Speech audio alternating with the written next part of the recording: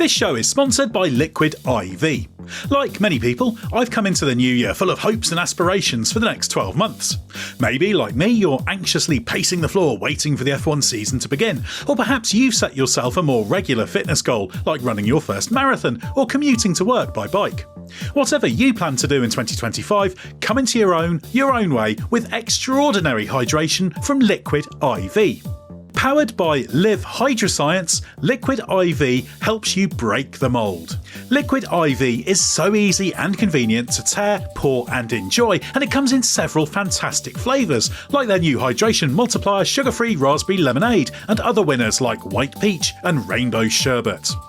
As a regular flyer, I know how easy it is to become dehydrated, almost without knowing it, when you're travelling. That's why I always take Liquid IV on overseas trips. It's more than just a drink, and it's scientifically formulated to hydrate better than water alone. Just one stick and 16 ounces of water provides 3 times the electrolytes of the leading sports drink, plus 8 essential vitamins and nutrients. And what's more, it's always non-GMO, vegan, gluten-free, dairy-free and soy-free. Embrace your ritual with extraordinary hydration from Liquid IV.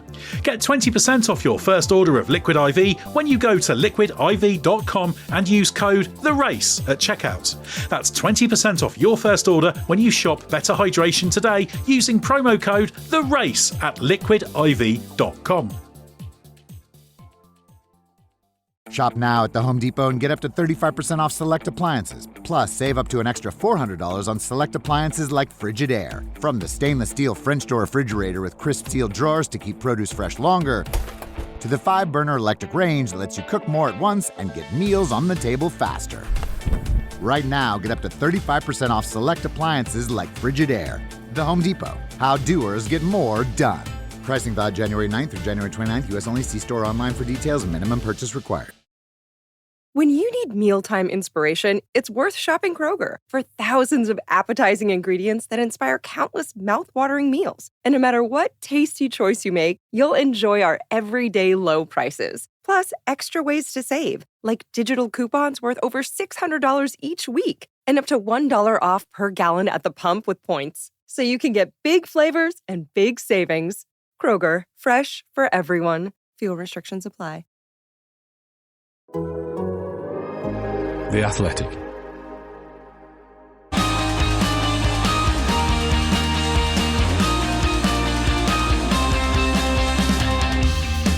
The race is on, and there's more change at Aston Martin, with Andy Cowell taking over as team principal as part of a wider restructure for F1's most ambitious underperformer. But what's triggered the changes, and will it be enough to make it a frontrunner in 2026 and beyond? I'm Edd Straw, and joining me to tell all is Samarth Kanal. Well, Samarth, we'll get straight into it. This is another bit of breaking news, hot on the heels of the podcast we did about Colapinto's Alpine Reserve Drive yesterday. The headline change for Aston Martin is that Andy Cowell, who came in as CEO, now combines that with a team principal job. Mike Krack, who was the team principal, is now chief trackside officer. So what does all that mean? Yeah, so I think it firstly comes down to definitions. So if you're the team principal, you're looking over the wider business as a whole, trying to get the most out of each team below you, which is also split into subsections. Now, Mike Krack was doing that. He was the boss man, as it were. Now he's being given a more streamlined role that concerns trackside performance, is how I see it. And I think one of the important things in Aston Martin's release this morning was that it says there's a flatter structure. Which seems like a meaningless buzzword sometimes. But in this case, I think it has a lot of meaning in that what it does is it allows each team member to focus on the task at hand. So if you have Mike Krack being chief trackside officer, that means he's going to focus on performance rather than getting the most out of each department as a whole. So that's how it ties in. I think it's a necessary move because also Andy Cowell, is a natural leader, and that's why I think Aston Martin went for his services. Let's not forget he was instrumental in Mercedes adopting the leading power unit when the hybrid units came in 2014-ish. And so, he's a hot property in that sense, and Aston Martin have done well by getting him. We talk about Newey all the time, but Andy Cowell is really up there in terms of organizational prowess, as it were. So it's a great get, and to do that, they've changed the leadership structure. Nowadays, you don't just have one man at the top and then a load of engineers and designers milling around below. You have different departments, different structures, because, a factory is set into different ways. You have on the bottom floor of Aston's building 1, you'll have fabrication, you'll have the race factory, and there's someone in charge of each of those, and it moves up in a small pyramid that goes towards the top. And you can't see this, but what I'm doing with my hands is a pyramid shape where it narrows right at the top.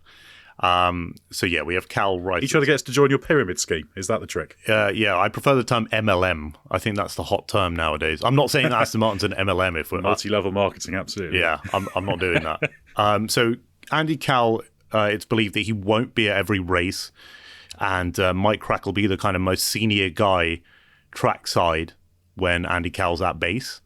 It kind of plays to Andy Cowell's management strengths, as we talked about before. Mark Hughes did an excellent interview with him, an excellent piece when he left Mercedes, I think, a while ago. That's on the race.com or the-race.com. Ed, I mean, do you think this was a long time coming when Andy was joining? Yeah, I think so. It's probably no coincidence that this has come basically after about 100 days. They often talk about 100 days or 3-month evaluation periods and that kind of thing. So this kind of move, I think, needed to happen. Cowell, as you say, is excellent organisationally in terms of making sure everything's clear, everyone knows what they're doing. And the fact they're talking about this flatter structure suggests to me that maybe Aston Martin was struggling a little bit with the philosophy of, if you don't have everything clearly delineated and set out, then you risk the problem of everyone's doing it, therefore no one's doing it, and you get gaps and you get overlaps, and that just engineers in inefficiencies in both directions effectively. So Cowell is really, really good at scrutinising, looking, and saying, right, we need to do this, this, and this. And this has presumably led to almost this splitting of the team principal role. And this happens in F1. Roles get kind of diluted and split as the job gets bigger. So now you've kind of got the overall boss in Cowell, and then Krack takes an ostensibly slightly less senior, but he's sort of the trackside boss, isn't he? And we should remember that Mike Krack is an engineer by trade rather than a purely a sort of Christian Horner style team boss. Let's say, obviously Cowell's an engineer as well, but that's Cowell's strength, and Krack can then focus on making the race team work. So I can see the logic of that, and Aston clearly needed to do something in this area to achieve that clarity and clear delineation of leadership. Absolutely. I think it's about getting the best out of the people you have. And, that's a big embarrassment of riches in a sense that Aston Martin has now with such proven technical and leadership staff that it just needs to make sure it gets the most out of them. And with Newey coming, it's a big deal to get this right now. I think if you're still messing around with team structures and you're still wondering who goes where when Newey comes in, you're not going to get the most out of him and his expertise, his leadership, and his experience. You're not. So Aston Martin's done the right thing here. Also, with the new factory, you also have to get this down right. Because this sounds really silly, but if you don't get the right people sat in the right places, talking to the right people straight away, you're going to waste all that money you put into the new factory, all the amazing shiny toys that you bought, the wind tunnel, let's say, fabrication machines, even, you can go down to autoclaves. You're not going to get the most out of that unless you have the right people overseeing those teams, delegating, saying what's wrong. And saying what's wrong is a really important thing in F1. If you're not pointing out what's going wrong, you're going to go the wrong way. And I think they probably learned a bit of this when Dan Fallows came in. I don't think they probably got the most out of him, but I also think they realized that he wasn't the right man in that role for them. And I think that also, to a smaller amount, has triggered this leadership change. Yeah, very much so. One of the things I have heard from within that team is there has been a bit of confusion in this area about who's making the key decisions on certain things. It hasn't been made immediately clear to people, and it's difficult to do. This team has grown at a very rapid rate. They've had the factory new build and move in there.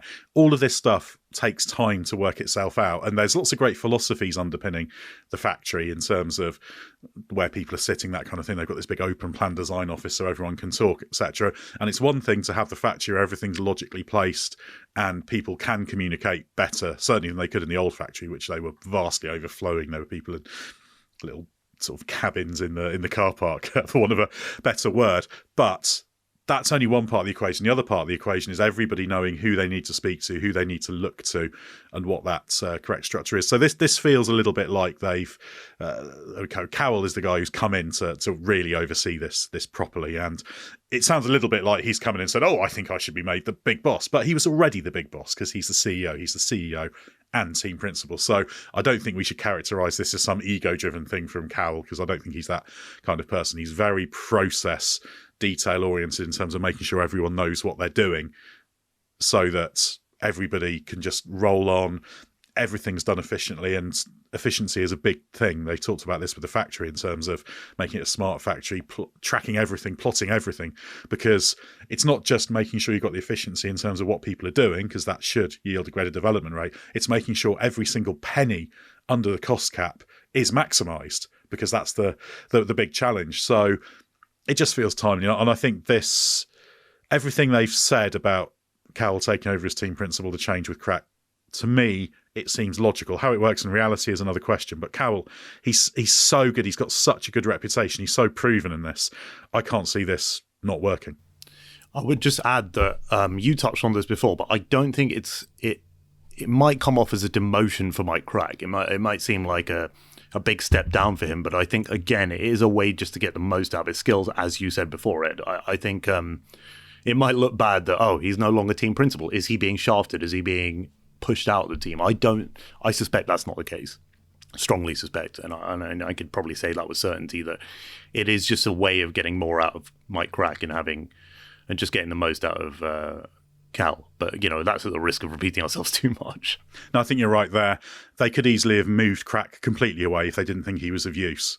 So he will basically be, I see it as he's going to be Cowell's vicar on earth at the races, as it were, to use an old phrase, and he will be engineering focused and reporting back into the factory. So ultimately, team principal is one of those big aspirational big roles. So I doubt if Krack's absolutely delighted with that, but what matters is that people are doing the right thing, the right job, the right role for the team, and team principal can be many, many, many things. Every team principal is a little bit different in Formula One, and this is just another form of that leadership. And Aston Martin, they've talked regularly about the need not just to emulate what other teams are doing, but set new standards in terms of what a Formula One team is. This is an attempt to do that. We'll get back to Aston Martin in a minute, but just a quick reminder, we have got 2 live shows next week, London on Thursday, January the 16th, and in Birmingham on Friday, January the 17th. Tickets are £25. If you click the link in the episode description or head to podlifeevents.com, you can find your tickets. We've got loads planned there. It's myself, Mark Hughes, Scott Mitchell-Malm and Ben Anderson. We're going to have a really fun show, lots of audience participation and questions, as well as lots of chat about the upcoming season. So we're looking forward to seeing you there. This show is sponsored by Liquid IV.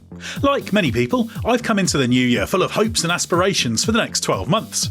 Maybe, like me, you're anxiously pacing the floor waiting for the F1 season to begin, or perhaps you've set yourself a more regular fitness goal, like running your first marathon or commuting to work by bike. Whatever you plan to do in 2025, come into your own way with extraordinary hydration from Liquid IV. Powered by Live Hydroscience, Liquid IV helps you break the mould.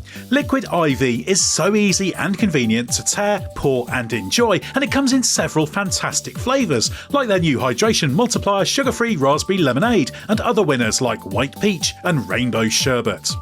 As a regular flyer, I know how easy it is to become dehydrated, almost without knowing it, when you're travelling. That's why I always take Liquid IV on overseas trips. It's more than just a drink, and it's scientifically formulated to hydrate better than water alone. Just 1 stick and 16 ounces of water provides 3 times the electrolytes of the leading sports drink, plus 8 essential vitamins and nutrients. And what's more, it's always non-GMO, vegan, gluten-free, dairy-free and soy-free. Embrace your ritual with extraordinary hydration from Liquid IV. Get 20% off your first order of Liquid IV when you go to liquidiv.com and use code THERACE at checkout. That's 20% off your first order when you shop Better Hydration today using promo code THERACE at liquidiv.com. Welcome to Nada Yada Island. Next on Nada Yada Island. I knew I deserved so much more, so I left. I finally switched to Metro and got what I was looking for. Get one line for only $25 a month with AutoPay. Just bring your phone to Metro and experience all the data you want on the largest 5G network. That's Nada Yada Yada, only at Metro by T-Mobile. First month is $30. Bring your number and ID. Offer not available if with T-Mobile or with Metro in the past 180 days. Right, Samarth, let's talk a little bit more about the technical structure, because it's not just the Cowell Krack stuff that's changed. There's downstream modifications as well. One of those things is Tom McCullough has been moved out of his F1 performance director role, but he will, according to the release, remain with the group in a leadership position. So what do we know about how his role's changing? Yep. Well, firstly, he's not going to be as F1 focused as before, or if at all. I think he's going to be focusing more on racing activities away from the F1 team. Obviously, Aston Martin has a fair few of those, and it is entering the World Endurance Hypercar Championship as well, although, it's not been confirmed whether Tom McCullough will be looking over those. But yeah, he'll basically I suspect he'll have a certain amount of dominion over it, but that's a Heart of Racing run project. That's the team that's running it under Ian James. So I wonder if McCullough will be the Aston Martin side oversight of that. So he'll work with them. But he'll be great for that sort of thing because he really knows racing inside out. Yeah, absolutely. He's always come across as like a passionate engineering focused person, and he's one of those people that you love talking to at the track. Tom McCullough knows his stuff.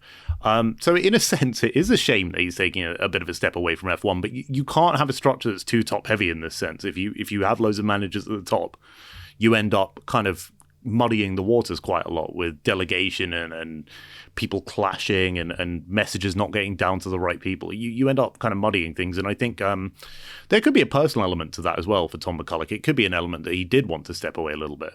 So again, I wouldn't see this as like a massive, we're pushing Tom McCullough out, because he's a proven engineer and a proven person to kind of lead that unit. But, when you're employing so many people, again, too many cooks spoils the broth, right? And Aston Martin are looking for a very clear one here. And in a sense, it's necessary to kind of push someone out and make room. At the same time, Tom McCullough will be an absolute asset to Aston Martin's other racing activities, I think. Yeah, in a way, I mean, we don't know exactly what he wanted to do, etc., how much is being pushed, how much is actually he'd like to do this role. I think with the change in what Krack's doing as a knock-on effect of the change in Cowell, there's a lot of overlap between Krack and McCullough, and it made sense that probably one of them did have to be moved into other things. I feel a little bit sorry for him because his role was performance director. I remember asking Tom in Abu Dhabi how difficult it's been, because his job's performance director to extract performance from the car trackside. Yet he's consistently been given these cars that I think haven't been developed focusing on the right numbers in terms of the aerodynamic testing, that are massively peaky. They've had to endlessly mix and match bits and pieces. They ended up, the back end of last season, they kept flitting between floor specs because there was one that worked better at quicker circuits, one that worked better at slower circuits. So I almost feel like the race team trackside has been given a hell of a job because the team at the factory hasn't been developing the car the way it should have been. But I think perhaps there is just an element of being crowded out, as it were, and I hope his new role works well because he's a popular and very accomplished person. And of course, there's a lot changing on the technical side. Newey's coming in later on this year. Enrico Cardile, who was at Ferrari's, taking over as chief technical officer soon. They still don't have a start date for him. It should be sometime this year, but we don't know exactly when. So we're going to have Newey, Cardile, Dan Fallows, who was technical director, has been moved out of F1 as well. That happened last year. So there's a lot changing in terms of that wider technical structure, and that's got to be about this flatter leadership structure and improving communications and decision making, hasn't it?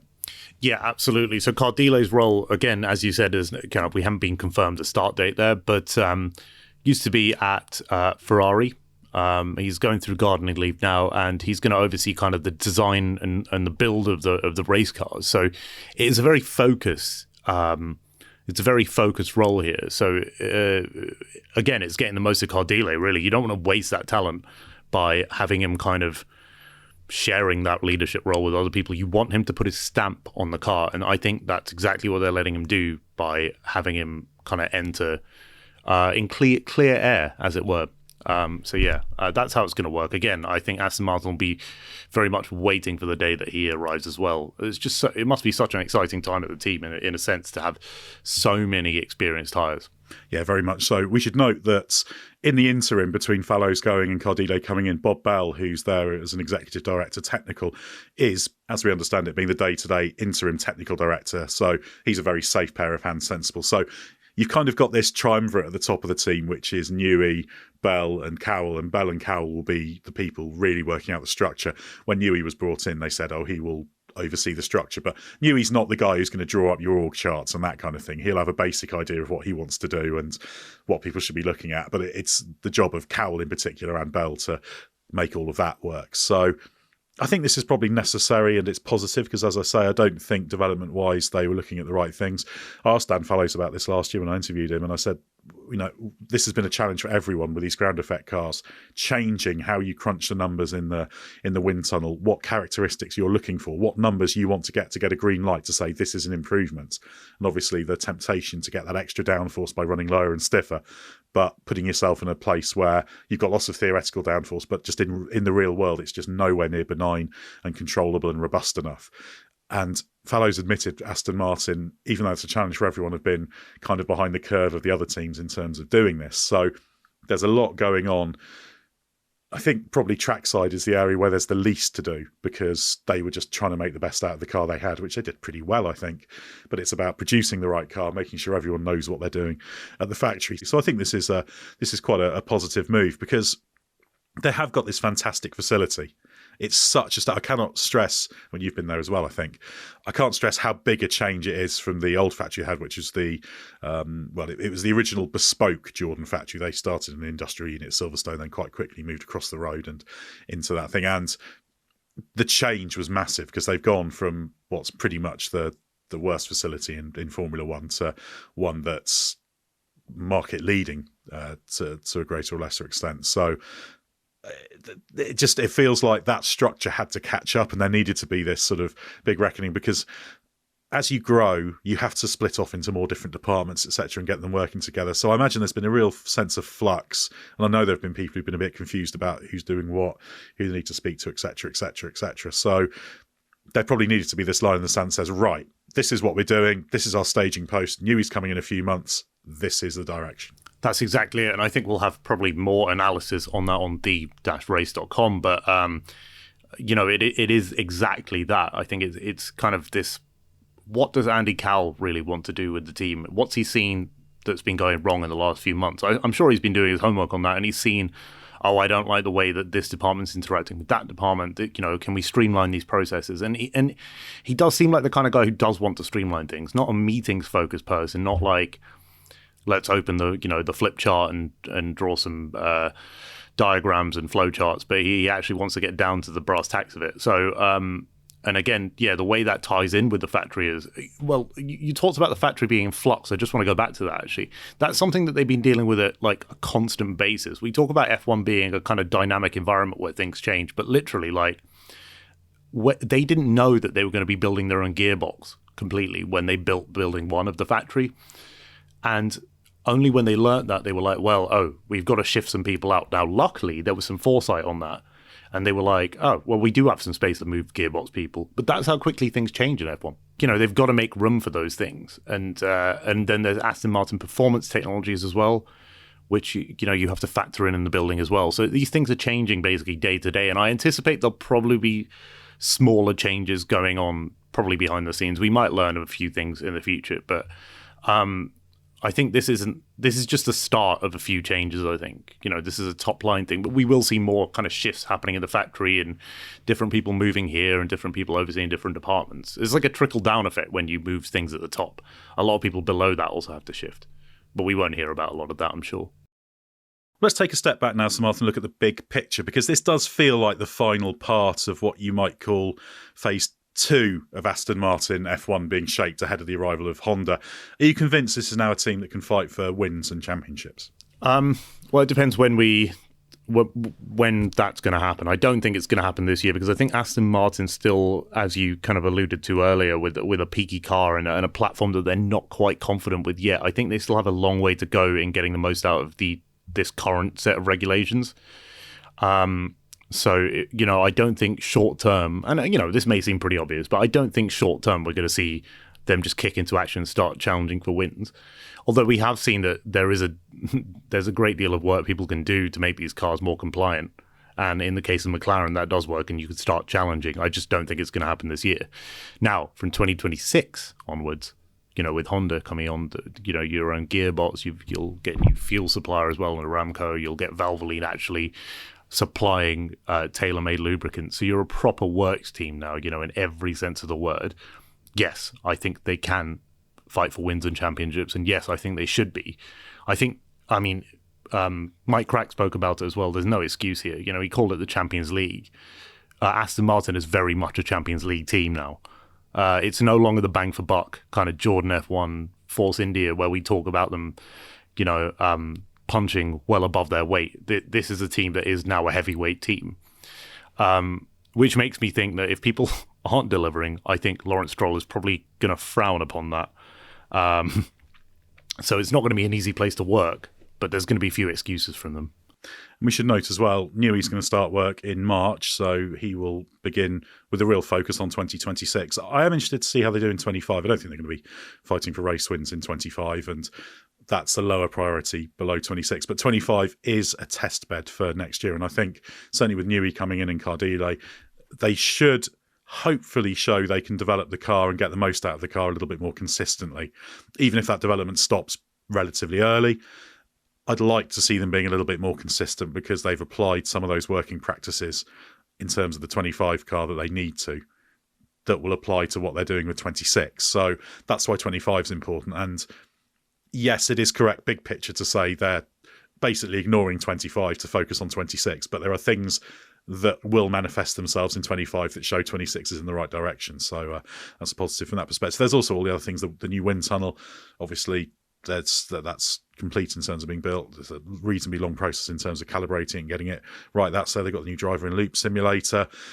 There's so much good stuff at the factory now, and although it was a couple of years ago they moved into the main part of the factory, it's taken time to get building 2 and building 3 up and running fully as well, so that there's lots going on. They've got their own model shop right by the wind tunnel now.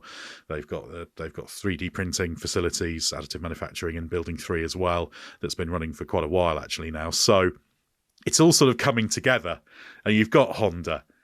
So 26 feels so important as a staging post for them, not necessarily in terms of immediately becoming a championship winner that year, although I wouldn't rule it out, but taking that step forward and having the foundation to at least challenge for race wins. So it's a really interesting team, because it could still go either way, couldn't it, in terms of whether they deliver on that potential, because it is all potential now. But I feel these changes, it's a good phase 2, isn't it? It's a good step forward. They've made the gains they could make.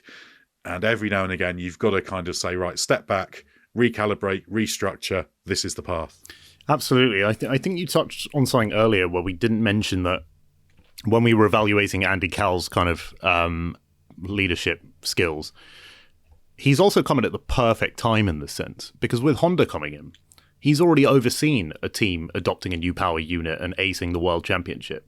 Now he's doing it again in a sense. This is like a mirror image of what we saw when he was at kind of Mercedes, where he directed the engine project to a point where Mercedes were the most dominant team at the start of the hybrid era. I don't want to be too overblown here, but he has the chance to do that again with Honda. And it's such an important thing to have someone who can communicate and lead a team when you have a new power unit, because the big crux of being a works team is that you can shape that power unit to your car, the rear suspension, the whole platform, because it's bolted right onto that, onto that frame. So the engine kind of dictates everything in that sense. So Andy Cowell can really make a big difference here with Honda. And I think they do need someone like that to kind of talk to Honda, be forthright about what they want. And also he understands what it's like to package an engine into a car in an effective way. So it's the perfect time that this is happening. But it's almost this is the very latest that it could happen as well, what with 26 regulations needing working on as soon as possible. Yeah, that's very true. And we can't underestimate how important it is to have all the structures and the communication and everything correct, because normally when you have an F1 team that fails, despite having the resources and the people, they've got all the bits and pieces. It's not because the people they've got there are stupid. It's not because the kit they've got isn't good. It's basically because it doesn't cohere with those good processes, with that good communication, and it's just everybody kind of working at cross purposes, and it gets political. So this is absolutely the crux. These are big industrial organisations now in terms of the way they work. They're not small F1 teams where you could do everything kind of ad hoc as they might have been 40 years ago. You've got to really, really make sure everybody knows what they're doing, and all this stuff, talk about culture and communications and management, might sound a bit stupid to some people, but it's absolutely critical, because it's the only way that you can leave your staff to get on with what they're doing. And if people are in 2 minds, 3 minds, 4 minds, you do not get the results. Yes, you almost run the risk of becoming Alpine, dare I say it. I mean, who have struggled with their technical leadership for years now.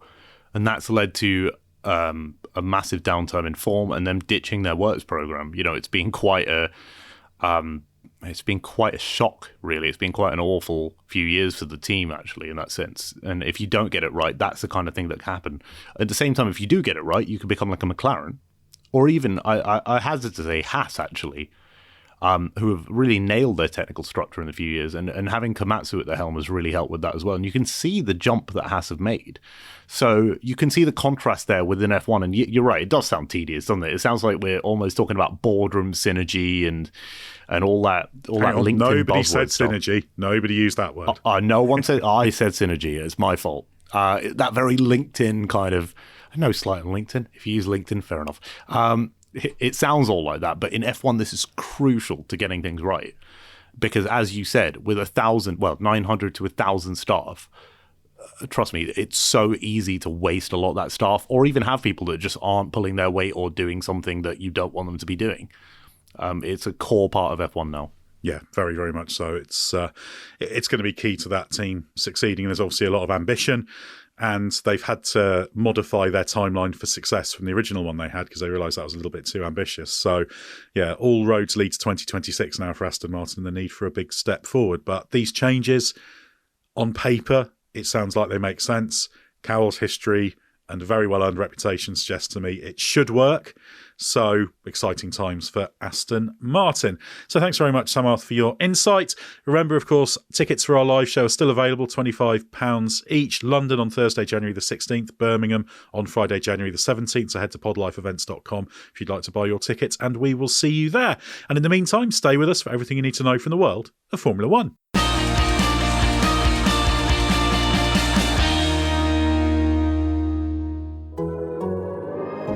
The Athletic.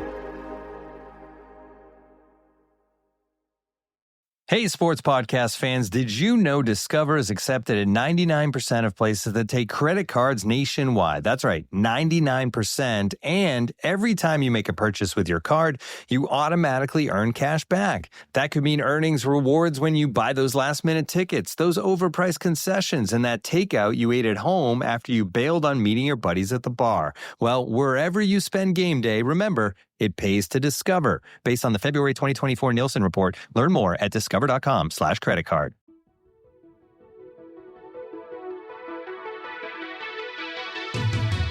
Hey everyone, it's Robert Mays. The NFL playoffs are here, and we've got you covered on the Athletic Football Show.